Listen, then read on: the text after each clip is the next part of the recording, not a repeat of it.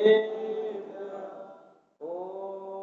जय जय जय नमोस्तु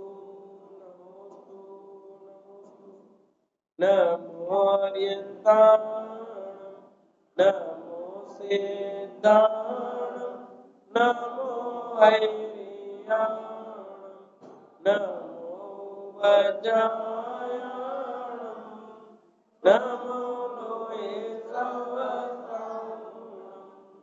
मंगलम भगवान वीरो मंगलम गोत्रमोगणी मंगलम कुंद कुंदारो जैन धर्मो मंगलम सर्व मंगलम मांगल्यम सर्व कल्याण कारकम प्रधानम सर्व धर्माणां जैनम जयतु जैनम जयतु नमः श्रीवर्धमानाय निर्दोषकलिलात्मने सालोकानां त्रिलोकानां यद्विद्यादर्पणाय बोलिए जिनवाणी मात की बोलिए दलक्षण महापर्व की बोलिए उत्तम संयम धर्म की। रत्नकण सावकाचार नाम का ग्रंथ आचार्य समुद्र विरचित और अपनी चर्चा सायंकालीन सभा में धर्म पर चल रही है। उत्तम क्षमा मार्दव आर्जव शोच सत्य पर चर्चा हुई। आज संयम का दिन है तो कुछ संयम धर्म पर अपन चर्चा करेंगे कि क्या है उत्तम संयम। संयम बिना तो जीना भी क्या। पर यहाँ तो संयम आत्मा का स्वभाव है। आत्मा संयम में ही होता असली तो, पर प्रत्येक द्रव्य संयम में है क्योंकि अपने संयम से बाहर कोई द्रव्य जा ही नहीं सकता। हम प्रातःकाल समयसार ग्रंथाधिराज के आधार पर चर्चा कर रहे हैं ना। गाथा 3 में पढ़ा था हमने कि एकत्व में सुंदरता अनेकत्व में विषमता। तो अपने एक पने को प्राप्त होना ये संयम है। संयम में ही रहते हैं। संयम से बाहर एक भी द्रव्य नहीं जाता। असंयमित हो रहा है तो ये जीवी हो रहा, कुछ हो रहा है। बाकी उद्गल धर्म अधर्म आकाश का तो बिल्कुल भी असंयमित नहीं हो सकते। इसलिए इसी को समझाते हैं। बाकी द्रव्यों को समझाता कौन है? असंयमित हो रहा है तो जीव होता है, इसलिए जीव को ही समझाते हैं, बाकी कोई नहीं। मुझे ही बार बार क्यों कहते, उसको भी तो कहो। पर जो उसी को तो कहेंगे। अब आप प्रवचन में मौजूद है, कोई बात आप ही तो सुनेंगे ना। जो आए नहीं वो क्या सुनेंगे। कहा उनके लिए भी जा रहा हूं, पर सुनेगा कौन? आप ही। जैसे बच्चे विद्यालय में आते हैं, हम कोई सूचना देते हैं कि देखो कोई भी लेट नहीं आएगा। हम बच्चों को कहते हैं कि देखो कोई भी बच्चा लेट नहीं आएगा, लेट आएंगे तो हम गेट बंद रहेगा हमारा और उसके बाद हम नहीं आने देंगे। होता तो ऐसा ही है। तो कौन सुनता है? जो समय पे आया वही बच्चे तो सुन रहे हैं, जो नहीं आए वो थोड़ी सुन रहे। परंतु उनके लिए है कि आप कभी भी आगे लेट मत आना। ये संदेश नहीं है क्या उनके लिए? ऐसे ही हम संयम की बात कर रहे हैं तो संयम में वे द्रव्य है और जीव भी संयम में ही हो। व्यवहार की अपेक्षा देखा जाए तो हमारा असंयमपना हो रहा है। उसके लिए बहुत अच्छी बात यहाँ कही गई है। इसमें हम संयम कैसे धारण करें, क्या करें। दो प्रकार का संयम बताया गया है, एक प्राणी संयम और एक इंद्रिय संयम, या इंद्रिय संयम प्राणी संयम, कुछ भी बोलो, दोनों चलेगा। संयम के मुख्य रूप से दो भेद, इंद्रिय संयम और प्राणी संयम। तो हमारी कुल 5 इंद्रियां हैं, स्पर्शन, रसना, घ्राण, चक्षु और कर्ण। इन 5 इंद्रिया प्लस मन और जोड़ो, इसमें मन को और जोड़ना है। आवाज आ रही है पीछे बराबर? 5 इंद्रिया प्लस मन, ये जिनको विषय बनाते हैं, उन विषयों के प्रति हमारी जो आसक्ति भाव है, उसके प्रति हमारा जो रुझान है, उसके प्रति हमारी जो लालसा है, उस लालसा को, उस आसक्ति को, उस विरक्ति को तोड़, विरक्ति क्या, आसक्ति को तोड़ना और विरक्ति का भाव लाना। तो इंद्रिय संयम तब होगा।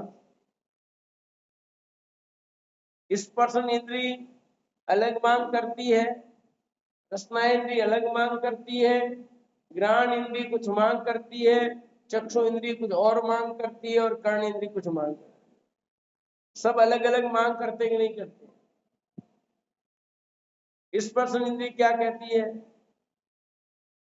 वो गर्मी लग रही है आपको तो ठंडक चाहती हो, ठंडक होगी, बारिश अच्छी हो रही है, अचानक शुरू हो गई है? कोई कह रहा था मेरे कान में शब्द पड़े, उपवास वालों के लिए बढ़िया होगा। किसने कहा मुझे ध्यान नहीं, एकदम मैं सीढ़ी पे चढ़ रहा था तो कान में शब्द पड़े, किसने कहा मुझे ध्यान नहीं है, पर उपवास वालों के लिए ठीक है, जो भी रहा। तो मौसम कैसा हो गया? कौन मांग कर रहा है? ये स्पर्शन इंद्रिय। ये कथन किसके? उपवास वालों के लिए ठीक रहा। तो ये कौन सी इंद्रिय के लिए बात हुई थी? स्पर्शन इंद्रिय की बात हुई। तो गर्मी शरीर सहन नहीं करता है, तो ठंडक चाहिए, है कि नहीं? तो ठंडा है, गर्म है, किसी को चाय गरम गरम ही चाहिए, ठंडी नहीं बाती, और किसी को गरम नहीं बाती, किसी को दूध गरम गरम ही चाहिए, ठंडा नहीं बाता। खीर है तो गरम खाएंगे और ठंडी नहीं, किसी को ठंडी पसंद है, किसी को ठंडी रोटी पसंद है, गरम पसंद नहीं है, किसी को एकदम उतरती ही, तवे से उतरती रोटी चाहिए। और कुछ लोग ऐसे भी होते हैं कि शाम की रोटी संभाल के रखते हैं, सुबह खाने के लिए ठंडी रोटी अच्छी लगती है। सही बात करा नहीं लोग? मेरे लिए नहीं, अपनी माँ के लिए। अपनी माँ करती थी कि नहीं करती थी, इसके लिए कह रहा हूं। तो किसी को ठंडी रोटी अच्छी लगती है, तो पहले शाम को बना के रख लो भैया, ताकि सुबह। तो सबके बात किसकी हुई? स्पर्शन की। फिर रसना इंद्री भी आगे उसमें खाने की बात है, टेस्ट की बात है। तो रसना इंद्री खट्टा, मीठा, कड़वा, कसाला, चरपरे की मांग करती है। मीठा है तो नमकीन चाहिए, नमकीन है तो कुछ मीठा चाहिए। मीठा बनाया है और मान लो नमकीन कुछ नहीं बनाया, कहता नमकीन नहीं। इसलिए शादी ब्याह की लिस्ट में आप देखो, मेनू में मीठा और नमकीन कितने सारे होते हैं, होते नहीं होते? क्योंकि रसना इंद्री की लोलुपता की पूर्ण, रसना इंद्री यही मांग करती है, खट्टा, मीठा, कड़वा, कसाला, चरपरा उसे चाहिए। मान लो केला बढ़ाओ, कचौरी बने और चटनी नहीं बने तो क्या हो? तो यार बनाया ना, फिर वो बनाई नहीं, मजा नहीं है। यूं तो बढ़िया, बहुत बढ़िया बनी, पर वो जमा नहीं सौदा कुछ यूं। मतलब ये मांग कौन कर रहा है? रसना इंद्री। घ्राण इंद्री सुगंध और दुर्गंध, सुगंध होनी चाहिए थोड़ी सी, इलायची विलायची डालो अच्छा रहेगा। चाय बन रही, सुगंध आ जाती है, कहीं कोई माल पुए बन रहे हैं, कहीं कुछ बन रहे हैं, जा रहे हो रास्ते में तो आजा आज यहाँ कुछ न कुछ बन रहा है, ये हो जाता है नहीं हो जाता? घ्राण इंद्री सुगंध दुर्गंध की बात, चक्षु इंद्री की बात करती है रंग बिरंगा कलर, कॉम्बिनेशन कौन देखता है, मैचिंग कौन देखता है, चक्षु इंद्री का काम। और कितनी मैचिंग बढ़ गई है पता नहीं। साड़ी के अनुसार चप्पल भी वैसे होने चाहिए, वो तो है ही, ठीक है, वो तो होनी चाहिए मैचिंग, पर अब वो ही नहीं रहा। नीचे पेट से लेकर के माथे तक बिंदी भी वैसी होनी चाहिए, और चश्मा वस्मा भी उसके अनुकूल होना चाहिए। आदमी जा रहा पैंट शर्ट का सूज वूज सब चश्मे वस्मे वो भी पूरी मैचिंग करने में माहिर हो गया धीरे धीरे। तो ये किसकी मांग है? कलर, सारे कलर, यानी ये ठीक रहेगा, ये कलर, यहाँ ये कलर चाहिए, यहाँ ये कलर, ये ठीक नहीं, ये कलर ठीक है। हाँ? अपन कपड़े खरीदने जाते हैं, ड्रेस लेने जाए, पैंट शर्ट लाओ चाहे कुछ भी लाओ, तो अपन देखते नहीं देखते इसके साथ ये कौन सी इंद्री काम कर रही है? चक्षु इंद्री उसकी मांग है। और कर्ण इंद्री, यदि कोई पूजन कर रहा है और उसका राग नहीं ढंग से आता तो कितनी तकलीफ हो जाती है। तो आवाज, अब एक तो हार्दिक गाय और एक मैं गाऊं, तो हार्दिक की आवाज बढ़िया लगेगी और मेरी आवाज अच्छी नहीं लगेगी। सबके गले अलग अलग है ना, तो आप किस पे लुभा रहे हो? आप एक कर्ण इंद्री की बात है, कर्ण इंद्री यही मांग करती है अच्छा गाना, अच्छा सुनना, अपनी मनपसंद का सुनना, ये कर्ण इंद्री की मांग है। तो ऐसे 5 इंद्रियां हैं और ऐसे पांचों इंद्रियों पर हावी है मन, ये तो ठीक है, पर इन सब का राजा कौन है? मन। आप 5 इंद्रियों को कंट्रोल करना सरल है, पर इस मन को कंट्रोल करना कठिन है थोड़ा। इन पांचों पर राज कौन कर रहा है? मन।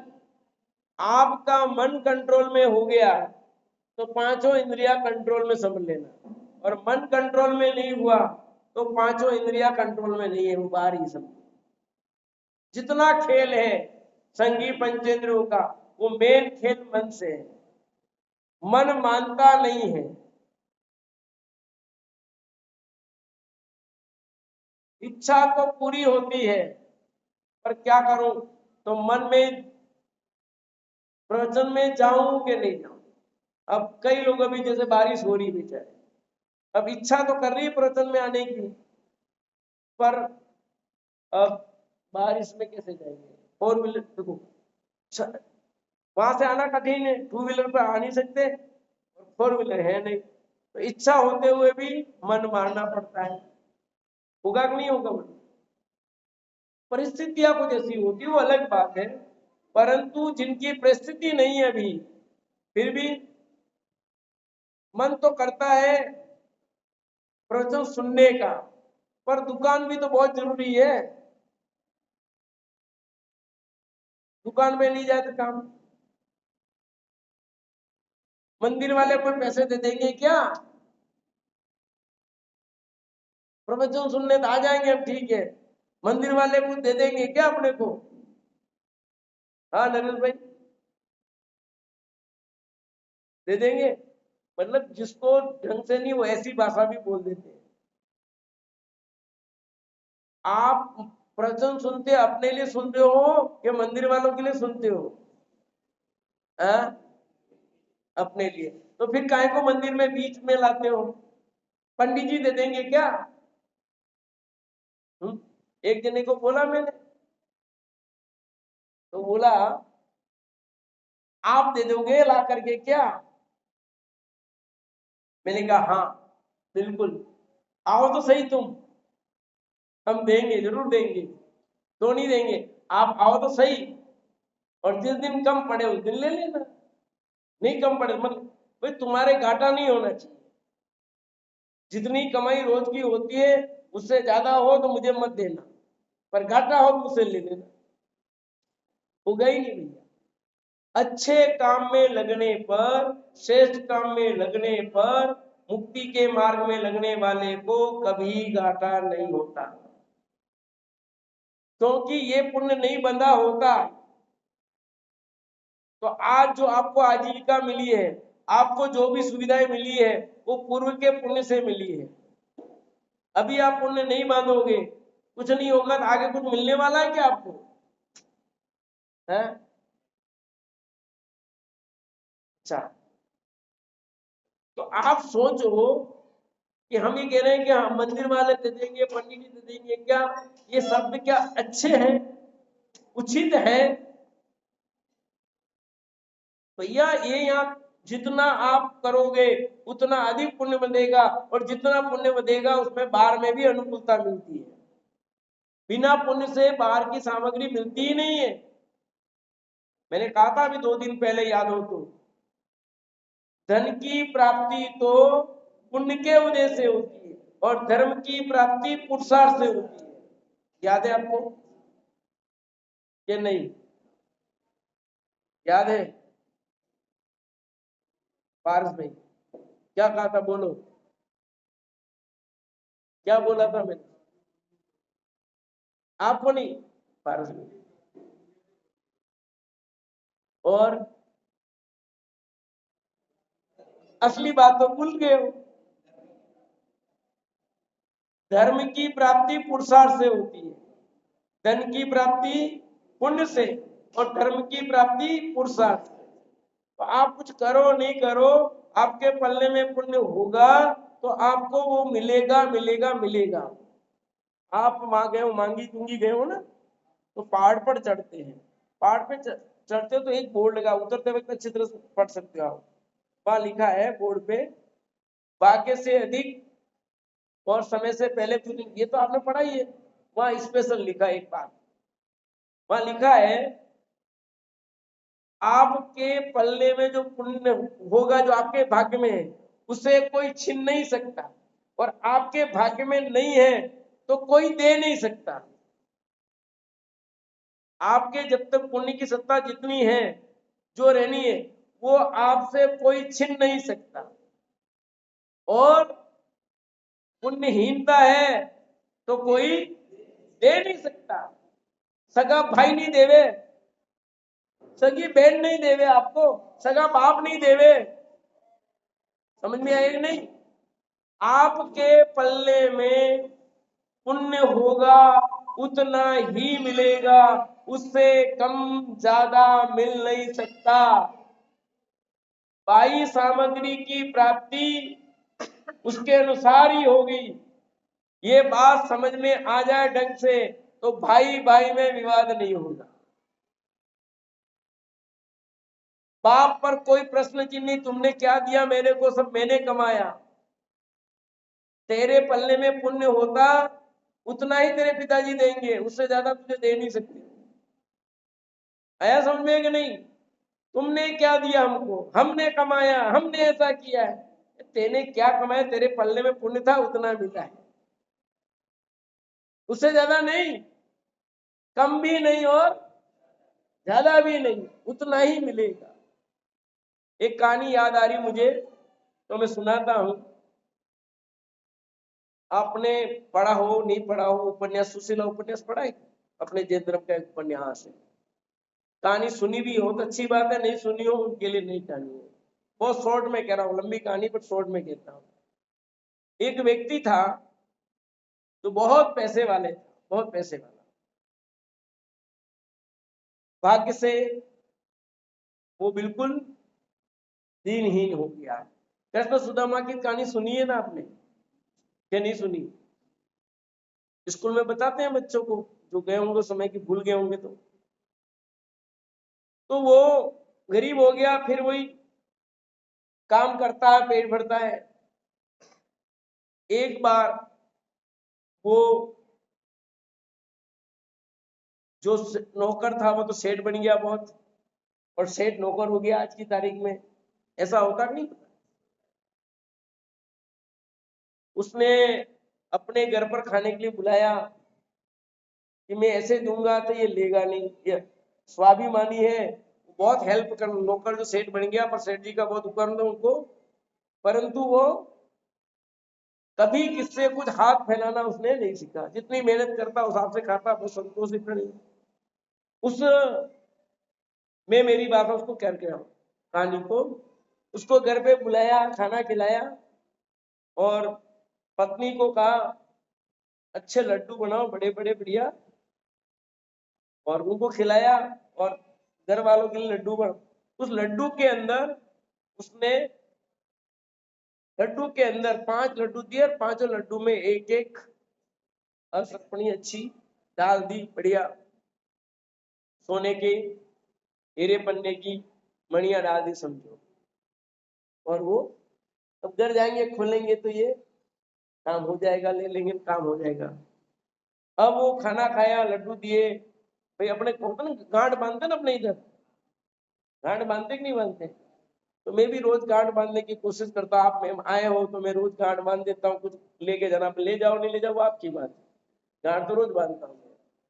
तो उसने वो गांठ बांध दी 5 लड्डू की, और वो उसने विचार किया इतने बढ़िया शानदार लड्डू हैं, इतने अच्छे लड्डू हैं, पर अपने घर पर तो है नहीं, अपने इसको बेच देंगे तो ज्यादा पैसे आएंगे, तो सब दिनों के काम आएगा, कितने दिन भोजन चलेगा, लड्डू तो एक बार में खत्म हो जाएंगे, पर ये बेच दूंगा इससे बहुत सारा पैसा मिलेगा, तो मैं मेरा काम चल जाएगा बहुत दिनों तक। वो लड्डू एक हलवाई की दुकान पे जाता है और उस लड्डुओं को बेच देता, मोतीचूर के लड्डू, ठीक है। तो वो लड्डू बेच दिए। फिर उन्हीं सेठ जी के यहाँ कोई मेहमान आ गया। अब देखे मेहमान पर फास्ट काम, मेहमान आया खाना, उन्होंने कहा सेठ जी के मार्केट से अभी तो बनेगा नहीं, आधे घंटे में कोई मिठाई बनने वाली नहीं है, और इतने बड़े व्यक्ति के लिए हलवा बना करके रख दे, जमे नहीं। उन्होंने कहा तो फटाफट गए हलवाई की दुकान पर और उन्होंने तो अच्छे शानदार, उन्होंने कहा बहुत शानदार मिठाई आज ही है। उन्होंने देखा, उसने सेठ जी समझ गए कि ये लड्डू तो उन्होंने ले लिए, उसको पैसा दे दिया, क्योंकि अब उस हलवाई के भाग्य में भी तो नहीं, वो लड्डू करके ले आया और समझ गया अभी उसके पुण्य का सितारा बुलंद नहीं हुआ है, और हलवाई का भी पुण्य नहीं था। हलवाई के पुण्य का उदय होता तो उन लड्डू को देखता, नई आइटम था, चलो अपने बच्चे खाएंगे, आज बच्चों को खिलाते हैं, कोई भाव आता, कुछ भी होता खोलता कर। तो जिसके भाग्य में था उसी के पास,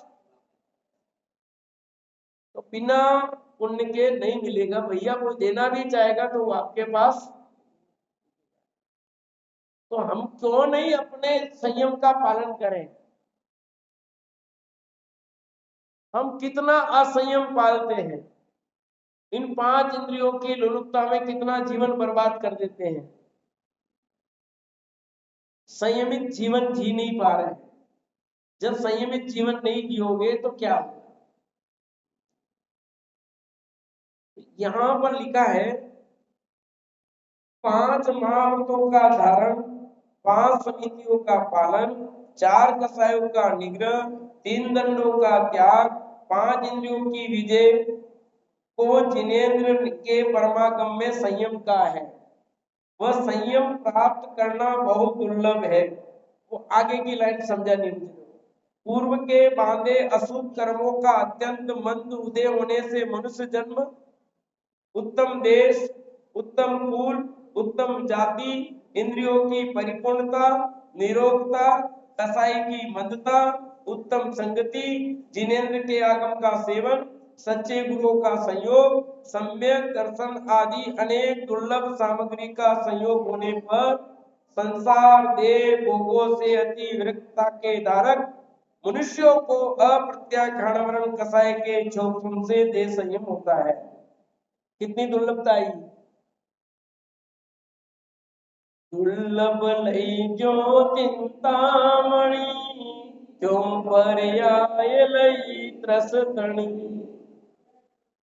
जैसे एक इंद्रिय से दो इंद्रिय होना, दुर्लभ लई जो चिंतामणि त्यों पर्याय लई, कि एक इंद्रिय से दो इंद्रिय ने तरस में आना मुश्किल है, चिंतामणि रत्न के समान कठिन बता दिया। दो इंद्रिय होना कठिन है, लट बनना मुश्किल है, लट आपको लगता ही नहीं है। दो इंद्रिय से तीन इंद्रिय होना कठिन है, तीन इंद्रिय से चार इंद्रिय होना कठिन है, चार इंद्रिय से पांच इंद्रिय होना कठिन है, पांच इंद्रिय में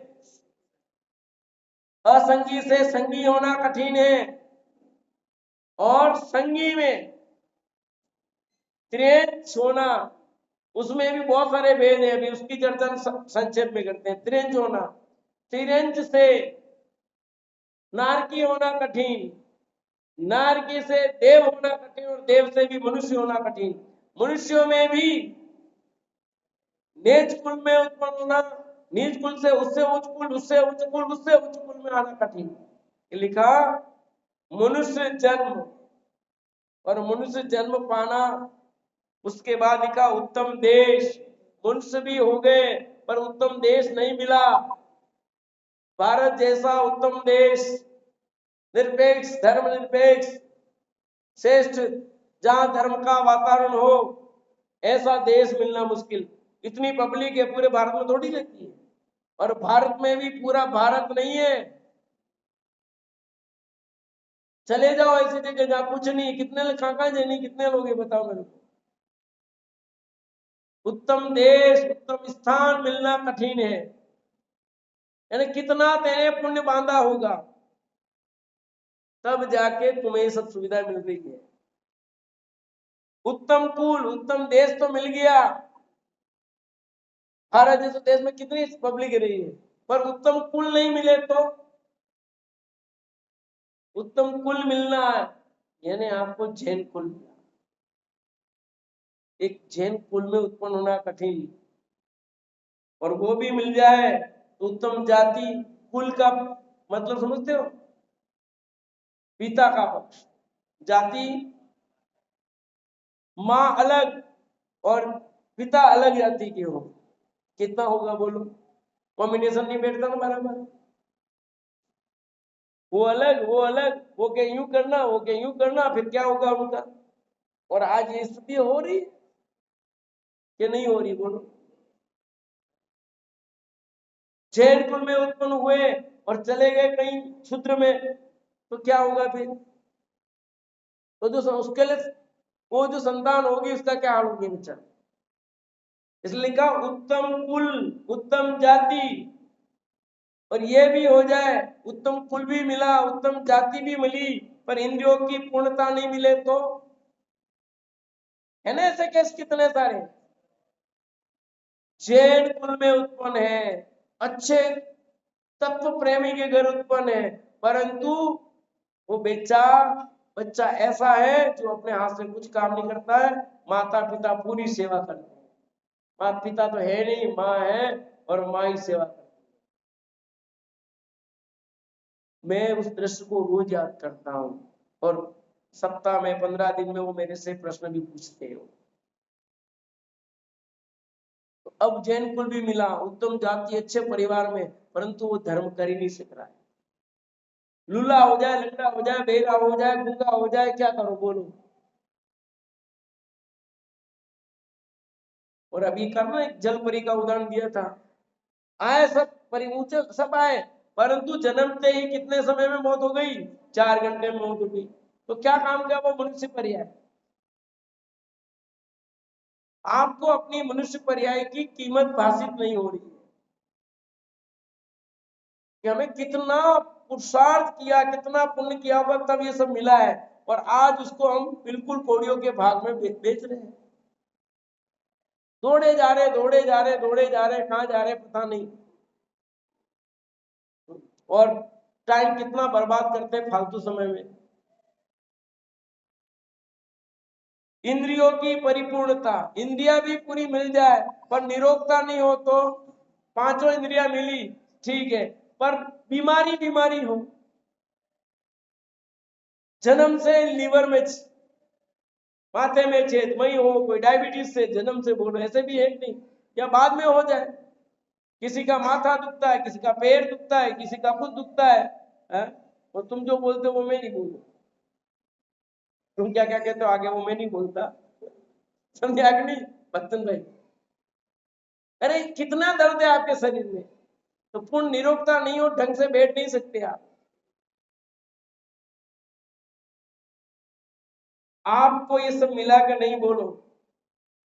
फिर कसाई की मनता, इतना सब भी हो जाए, कसाई मंद नहीं हो तो कुछ नहीं होता। कसाई की तीव्रता, आकुल व्याकुलता, उसने ऐसा किया, उसने ऐसा किया, उसने ऐसा किया, ये किया मेरे साथ, उसने ऐसा किया, उसने ऐसा किया। दिन भर इसी में तो माथा फोड़ी में टाइम खराब करते हैं। करते कि नहीं करते बोलो? उसने ये कहा, उसने ये कहा, उन्होंने ये कहा, ये टाइम खराब। और अपना उपयोग 1 घंटा स्वाध्याय करते तो कितना पुण्य बनता। पर उस 1 घंटे मोबाइल पर, 2 घंटे मोबाइल पर जो फोन पे बात की है, वो क्या होती है बोलो? क्या चर्चा होती है बताओ? धर्म की चर्चा करने वाले हैं पर बहुत कम फोन पर, ज्यादातर तो समय बर्बाद करने वाले हैं। उत्तम संगति का मिलना, उत्तम संगति का मिलना कठिन है। अब देखो क्या कर रहे सब बच्चे, तो ये समय पास हो रहा है कि नहीं हो रहा बोलो? उत्तम कुल सब मिला है, पर कहाँ समझ में नहीं। ये पर्याय भी गई कि नहीं गई अपनी? इसलिए लिखा, बालपने में ज्ञान ले, तरुण समय अर्धम सम बुढ़ापनो, कैसे रूप रखे। बचपना तो ऐसे ही बीत जाता है। और आजकल पढ़ाई में 25 साल तक तो वो ऐसी पढ़ाई, जो पढ़ाई क्या काम आएगी? साइन थीटा कोस थीटा क्या काम आ जाएगा? क्यों भाई, गणित में पढ़ लिया साइन थीटा कोस थीटा, अब जीवन में कितना काम में आने वाला वो? आपके किसी के काम आ रहा है प्रैक्टिकल में? नहीं, कुछ काम नहीं आता। जो काम होने वाली चीज है कोई पढ़ता नहीं, और जो काम आने वाली चीज नहीं है उसके लिए हजारों लाखों करोड़ों रुपए खर्च कर रहा है? और मम्मी पापा पढ़ रहे हैं, वो आए नहीं कि ले करके फिर उनको बैठना पड़ता है। बैठना पड़ रहा है कि नहीं बोलो? छोरा पढ़ता नहीं है, दिमाग खराब हो गया, ऐसा हो गया हमारा, इतनी झंझट उनको। ये देख लो, होता कि नहीं होता है? आरवी सही बता। तो वो बच्चा आता है, उसकी जान निकाल देते माता पिता बेचारे।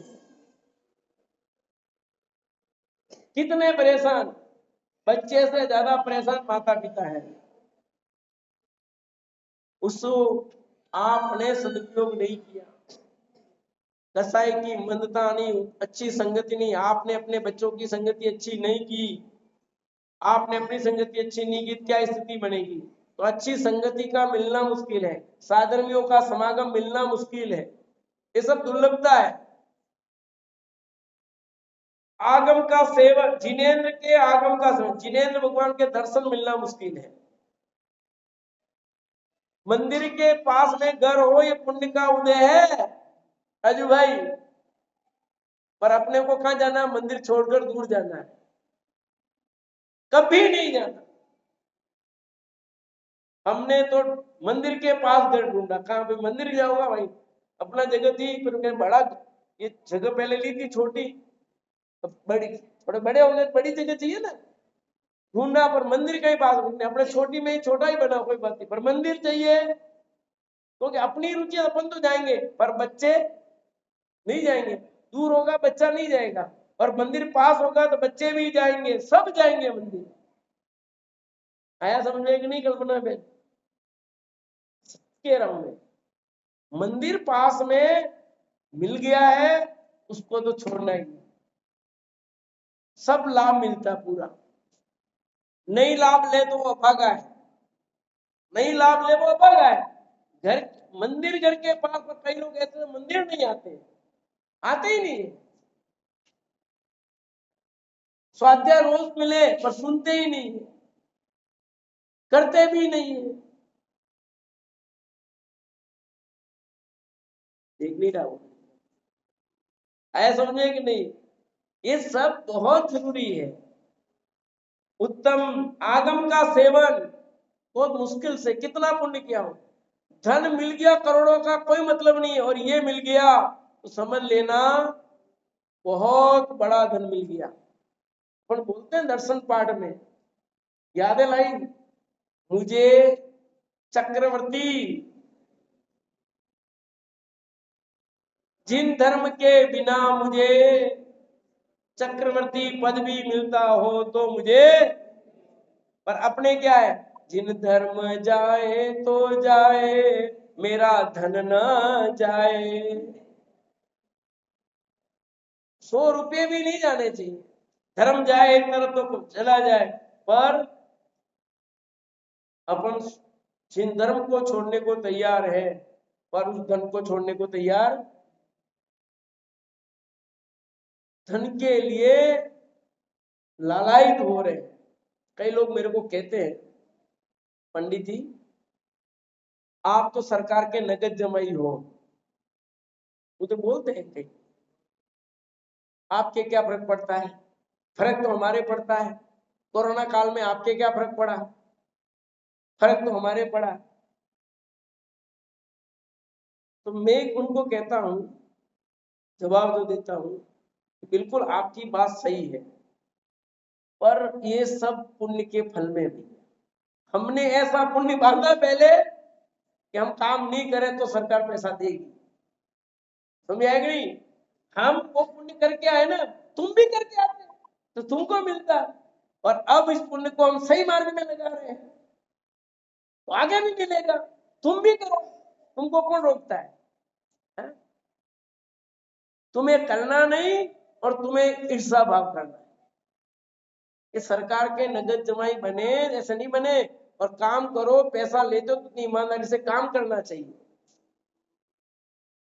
आप सरकार से पैसा ले रहे हो जितना, वो आपकी ड्यूटी है, वो पूरा कर्तव्य निभाना चाहिए, और सिर्फ पैसा लोगे तो पाप में चला जाएगा, आज नहीं बाद में जाएगा, पर जाएगा।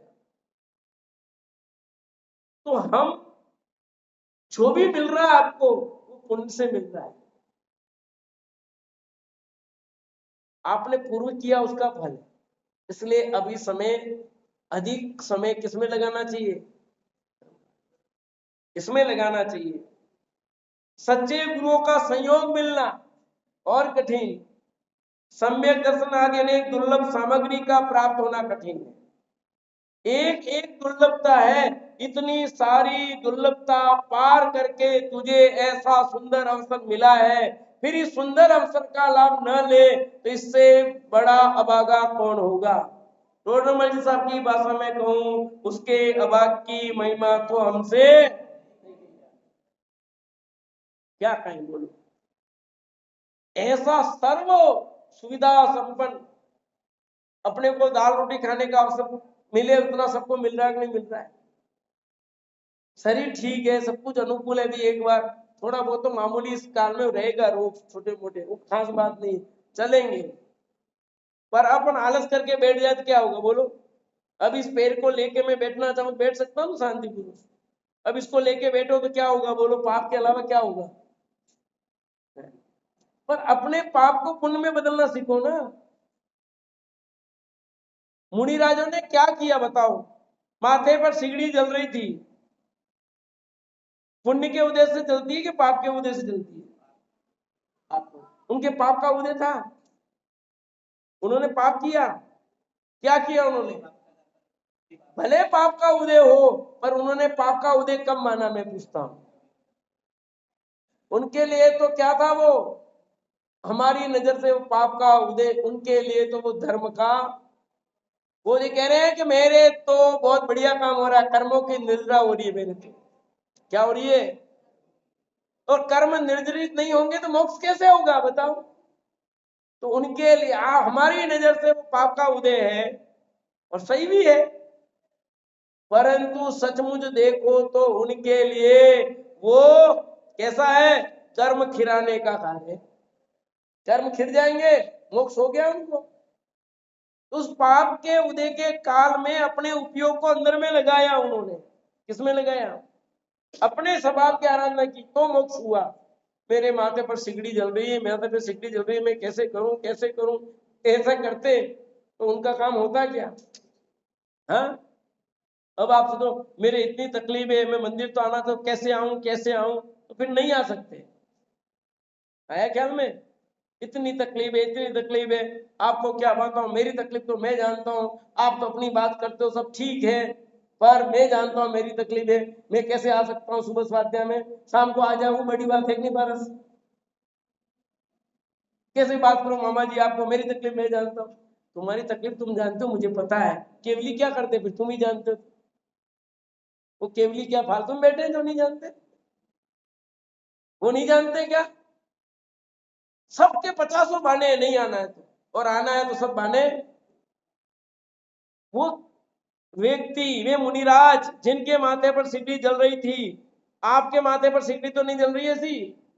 और उस काल में क्या किया उन्होंने? बोलो विमल भाई, क्या किया? अपने तरफ रोने बैठे थे, और रोने बैठते तो मोक्ष हो जाता क्या? उन्होंने वो काम किया जो करना चाहिए, तो उनसे शिक्षा लेनी कि नहीं लेनी? क्या बोलो, लेनी कि नहीं लेनी? आप तो सब बढ़िया बढ़िया लगती है, प्रवचन में बैठते हैं तब इस गेट से बाहर निकलते हैं तब पता लगता है क्या होता है? सच बात है कि नहीं? यहाँ तो बहुत ऐसा लगता है अभी के अभी दीक्षा ले लूं, पर इस गेट से बाहर से निकलते ही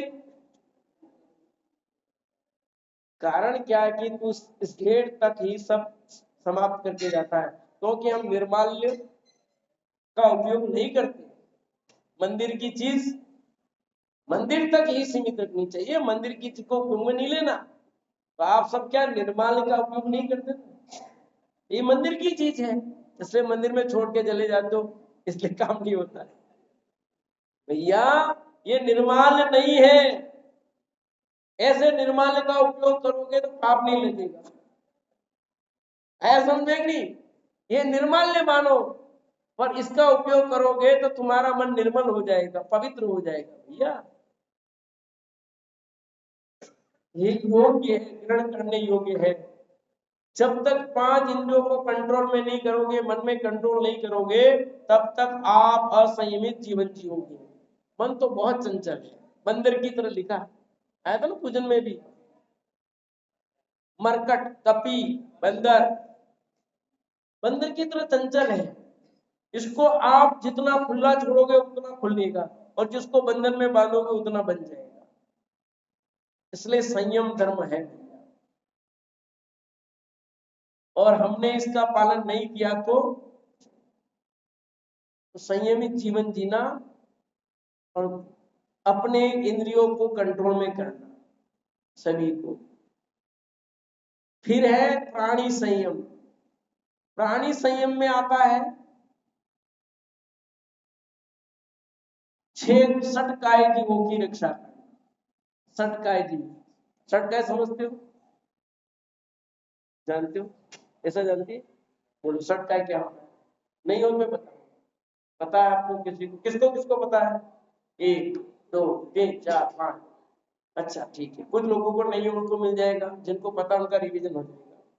6 काय त्रस एक हो गया, और 5 स्थावर, पृथ्वी काई, जल काई, अग्नि काई, वायु काई, वनस्पति काई, ये 5 काय कहलाते हैं अलग अलग। और त्रस में 2 इंद्रिय, 3 इंद्रिय, 4 इंद्रिय, 5 इंद्रिय, ये एक में डाल दिया त्रस में, तो एक तरस 5 स्थावर, ये 6 काय कहलाते हैं। इन 6 काय जीवों की रक्षा करनी चाहिए, करनी चाहिए कि नहीं? तो मैं इसमें कहीं आता हूं कि नहीं? खुद 6 काय की जीव की रक्षा करना, सामने वाले दिखते हैं सब, पर खुद दिखता है क्या? अपनी रक्षा करना। 6 काय जीव की रक्षा करना, बहुत करना चाहिए, वैसा करना चाहिए, ये नहीं खाऊंगा, ये नहीं करूंगा, ये नहीं करूंगा, ये करूंगा, पर तू तेरी रक्षा कब करेगा? सबसे पहले 6 काय में तू भी है ना, स्वयं त्रस है कि नहीं? तो अपनी रक्षा करने का भाव नहीं आया तो फिर क्या है? जो अपनी रक्षा नहीं कर सकता वो दूसरों की क्या रक्षा करेगा बताओ? कर सकता है क्या?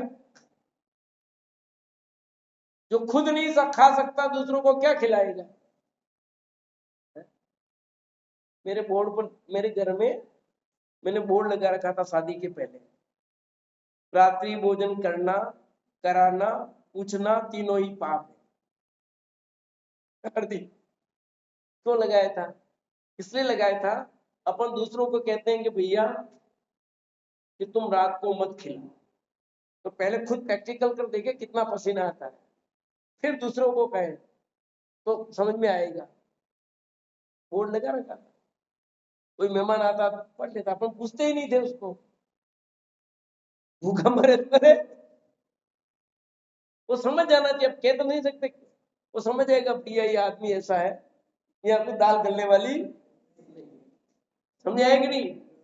चाहे वो कोई भी आओ, भले मेरे जिया जी आओ या कोई आओ, कोई आओ, अपने बोर्ड मारा हुआ था, कोई भी आता है XYZ, रात्रि भोजन करना, कराना, पूछना तीनों ही है ना, समझे? पर अपन प्रैक्टिकल करके देखे ना, हो सकता है, नहीं हो, पर फिर भी पसीना तो आता है बहुत, कल काम नहीं है। इतना तो कर ही सकते हैं कि शादी ब्याह में सबको तो रात को मत खिलाओ। जैसे मान लो मैं रात्रि भोजन नहीं करता हूं, पर अपनी शादी का प्रोग्राम सबको रात में खिला दिया, तो अपना रात्रि भोजन का क्या हो गया भाई? एक दिन 365 लोग जिमे आपके शादी में, मतलब 1000 जिमे, 1500 जिमे मान लो, ठीक है, तो कितने दिन का पाप हो गया भाई? एक दिन एक, तो 365, तो 700 लोगों ने रात में खाया आपने, तो 2 साल का रात्रि भोजन का पाप हो गया कि नहीं हो गया? मैंने इसलिए भक्तों की पुकार नाटक में लिखा है, पढ़ना, बहुत सुंदर नाटक है, उस नाटक को पढ़ना। इसमें 8 नाटक हैं, भक्तों की पुकार, उसके अलावा और नाटक है। उसमें लिखा है व्यक्तिगत पाप से समूह में करना ज्यादा पाप। अब आप अकेले रात्रि भोजन कर रहे हो, उससे भी ज्यादा पाप पूरे समूह में खिलाना ज्यादा पाप। समझ आएगी नहीं? सार्वजनिक पाप बड़ा पाप हो गया आपका, व्यक्तिगत पाप से भी सार्वजनिक पाप करना बड़ा पाप। तो आप संयम के दिन कुछ तो अपने नियमों को बनाओ। मैंने संकल्प पत्र बनाया है, इसमें कुछ नियम लिखे हैं, उसकी चर्चा आपको पर्चा देने के बाद बात करूंगा, खाली अभी में इशारा कर रहा हूं।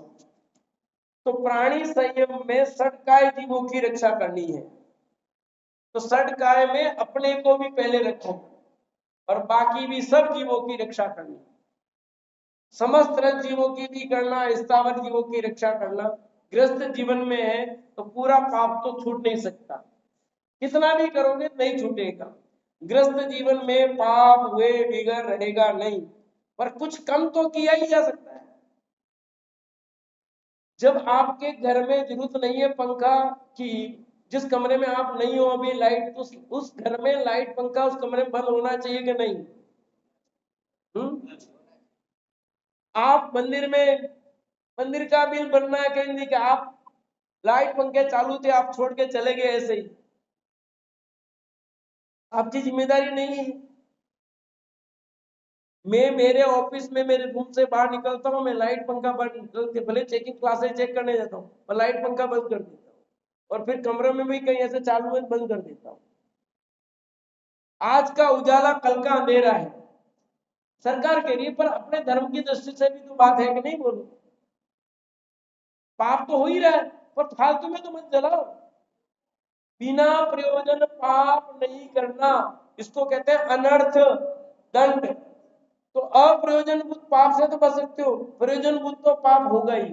व्यापार अपने को करना है, गाड़ी से जाना पड़ेगा, ठीक, नहाना भी पड़ेगा, पर 1 बाल्टी पानी से काम चलता है तो 10 बाल्टी क्यों धो? ऐसे में इतना तो हो सकता है कि नहीं? नरेंद्र भाई, भाई कपड़े धोने पड़ेंगे, ये बात तो सही है, ठंडे हैं, पर जब आधी बाल्टी से कपड़े धोए जा सकते हैं तो 10 बाल्टी का पानी का प्रयोग क्यों? ऐसा पाप तो हम न करेंगे, कर सकते कि नहीं? आपको रोटी 4 जरूरत है तो आप 8 रोटी क्यों बनाते हो, 4 रोटी क्यों फेंक देते हो? 4 खाते हो 4 बनाओ, एक एक्स्ट्रा बना दो, कम ज्यादा हो, पर इतनी रोटी इतना ज्यादा आइटम बना करके और फिर डालना जाएगा उसमें, नाले वाले में जाएगा, कितने जीव पैदा होंगे, कितने मर जाएंगे, किसको पाप लगेगा बोलो? ऐसे पाप से बच सकते हैं कि नहीं बच सकते बोलो? पर करना किसको? आपको जितना जरूरत है वो तो होगा ही। देखो ग्रस्त जीवन में है तो हिंसा, झूठ, चोरी, कुशील प्रज्ञ भूमिका के अनुसार सब होते हैं, होंगे, परंतु हम कुछ पाप से बचते हैं। जब मेरे इतने चीज से काम चल सकता है तो इतनी चीजें इकट्ठी क्यों करूं फालतू में? पर हमारी आदत पड़ गई है, वो साल में एक बार काम आएगी, पर कभी जरूरत पड़ गई, ले लो, ले लो। अब ले गए इतनी बड़ी कढ़ाई जो साल में कभी या 5 साल में काम होगी, शादी ब्याह ढूंढ कभी होगी तब, पर वो के आया दिखा, ले लो रख लो। कई चीजें ऐसी फालतू में इकट्ठी करके, और आजकल तो सब मिल जाता है, चाहिए, पर कितना परिग्रह इकट्ठा करके रखता है जी, बताओ, फोकट में पाप कि नहीं हो रहा है कि नहीं हो रहा है? ऐसे अप्रयोजन पाप से बचना चाहिए, आपकी भी रक्षा और जीवों की भी रक्षा।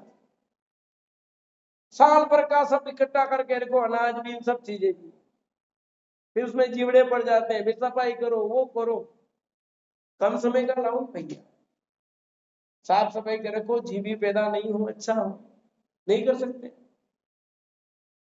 बहुत सावधानी पूर्वक कार्य करना चाहिए, अच्छी तरह से हमें कार्य करना चाहिए, विवेक पूर्वक कार्य करना चाहिए, बिना उसके तो होगा नहीं।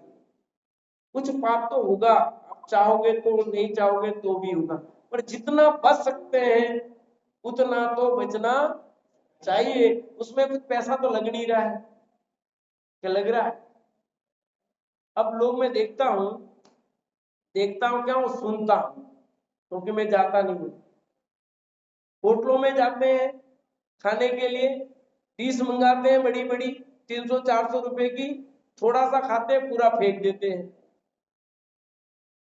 मैंने सुना है, देखा नहीं है, क्योंकि मैं जाता नहीं, इसलिए मुझे क्या पता। पर मेरे को भी आते हुए ट्रेन में किसी ने बताया था, किसने बताया याद नहीं, पर हम बात कर रहे थे तो किसने बताया कि ऐसा होता है, किसने कहा मुझे याद नहीं है, पर उसने बताया था। हुँ? हाँ, तो ऐसा करते हैं वो।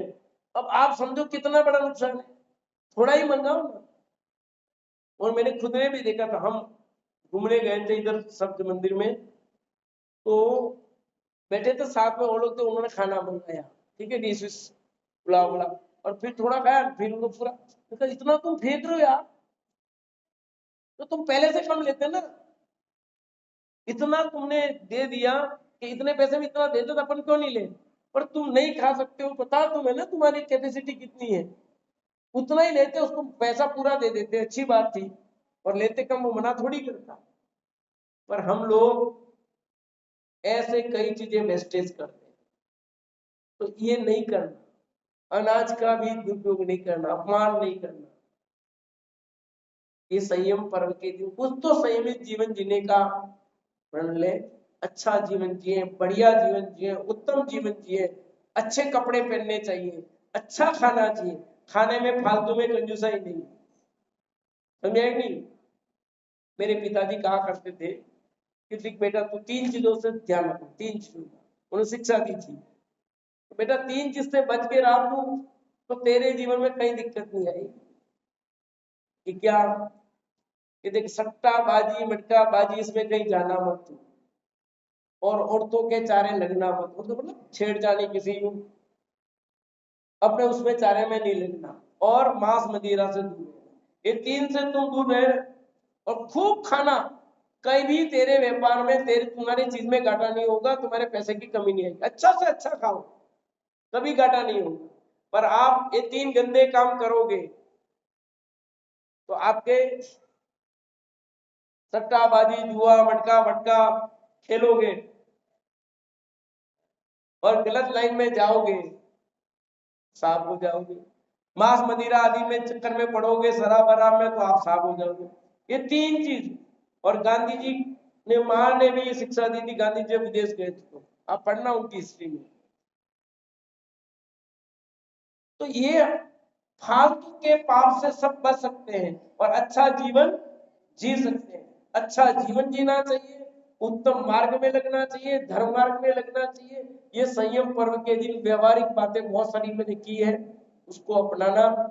इंद्रिय संयम और प्राणी संयम दोनों का पालन करें और अपने जीवन को उत्तम बनाएं। इसी बात से विराम लेता हूं।